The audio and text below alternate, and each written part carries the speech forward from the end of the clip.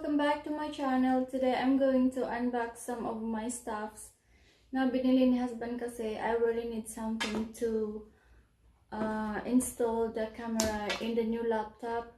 So the new laptop, there is no DVD writer. So bumili siya ng DVD writer.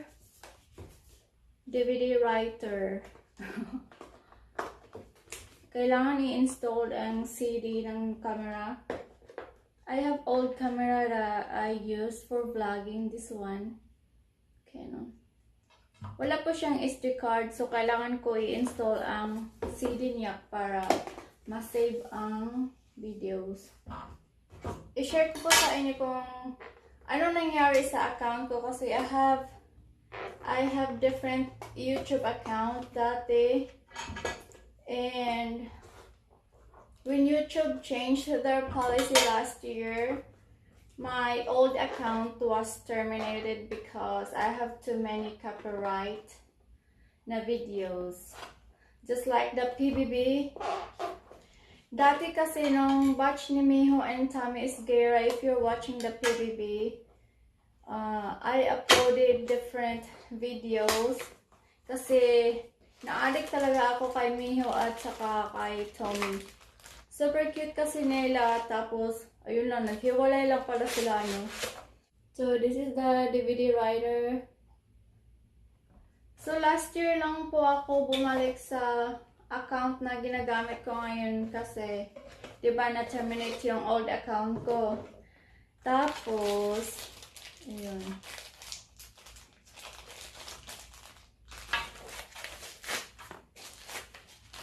Super talaga guys.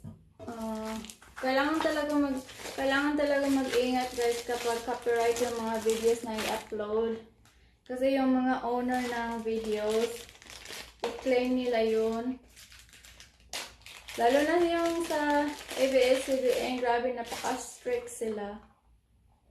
Wait lang. In yung old account ko, may income na po ako dati.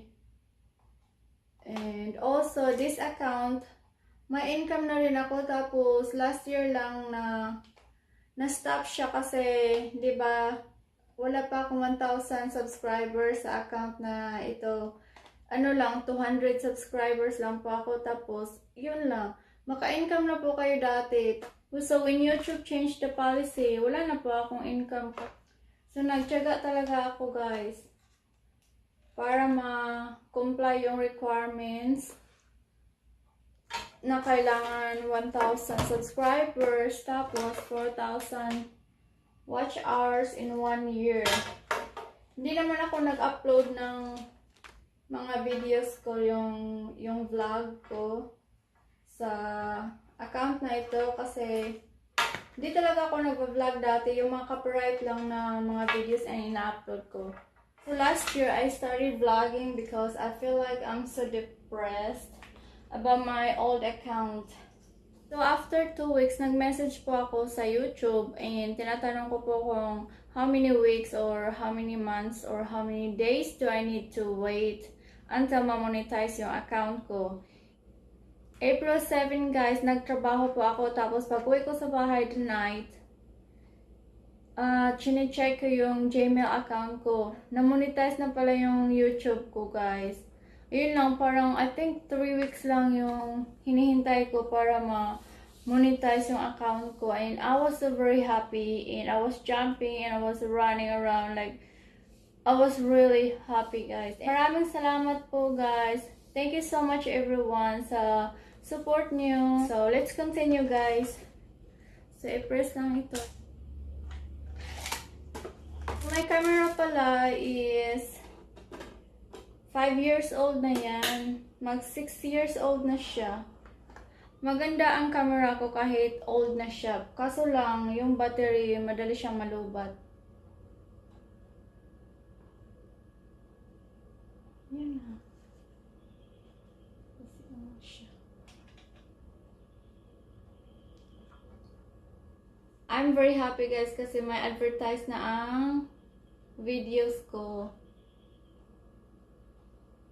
Thank you so much, guys. I always say thank you, everyone.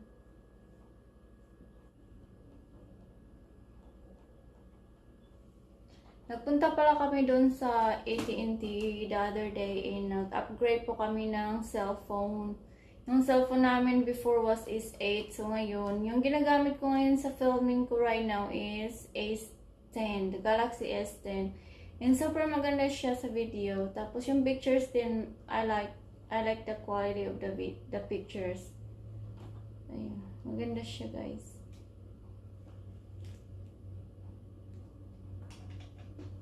Kailangan pala ng serial number, guys. Pag ganyan ng camera. Tapos, ang serial number dito na sa ilalim.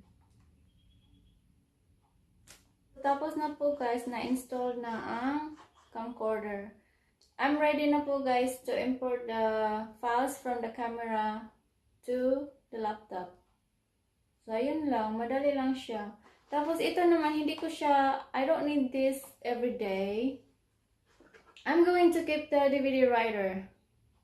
Maybe in the future, I'm going to use this again because the laptop, we don't have the DVD player. Tama ba yun? Okay. Yun na yun, guys. So, ayun pa, guys. May isa pa po ako. Saglit lang, ha. Feel ko talaga, guys, na magiging vlogger.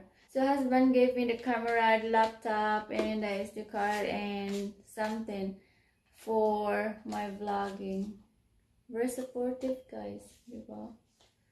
So, ayun guys, may bago pa akong SD card. This is 128GB. Kasi yung ginagamit ko na SD card is only 64. So, para siyang, I need more. Tatanggalin ko po ang old na memory card. Oops. 32. Ayun. So, only 32. That is why, madali lang siya ma-full. Tapos, ang bago is 128GB. So, kahit wala po ako maraming viewers, pinupush ko talaga yung sarili ko na mag-vlog. Kasi sayang din naman yung na-monetize na yung account ko, diba? Super sleepy pa ako kasi kakauwi ko lang galing sa work. At ako medyo mapula siya.